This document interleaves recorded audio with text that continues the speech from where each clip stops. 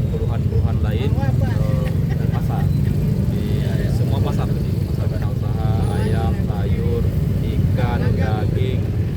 Jadi kita keliling untuk melihat secara langsung dan mendengarkan secara langsung sehingga tahu apa yang harus kita lakukan ke depan. Termasuk tadi melihat dari semua jenis barang yang dijual, dari 15 item yang ada dari Aceh Barat itu cuma 2 item. Jadi sehingga ke depan ini bisa kita lakukan. Tanaman-tanaman ini kita tanam, kita pasok sendiri dari Aceh Barat sehingga itu meningkatkan perekonomian, pendapatan per kapita dan juga lapangan kerja baru bagi masyarakat. Mungkin upaya penekanannya seperti apa? Apakah Penekanannya dinasnya harus tadi udah kita lihat langsung setelah ini kita rapat bikin pemetaan, nanti kita intervensi dengan kebijakan, dengan anggaran dan segala macam. Fokusnya di situ. terkait dengan harga seperti apa Pak?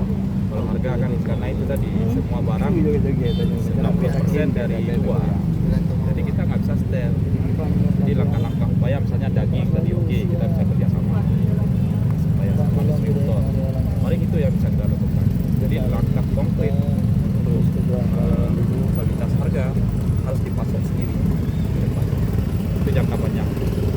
Terkait drainase seperti apa Pak? Apakah juga ke depan akan dibenahi juga? Ya, drainase kita akan lakukan normalisasi saluran lubung air, kemudian saluran drainase kecil ini supaya tidak mengendap kotoran-kotoran ayam yang tadi itu sumber penyakit.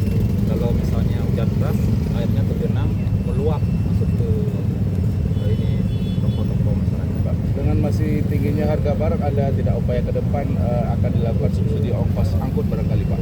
Ya, ini mau kita bicarakan secara teknisnya dengan dinas terkait. Terima kasih Pak Bupati. Terima kasih banyak ya.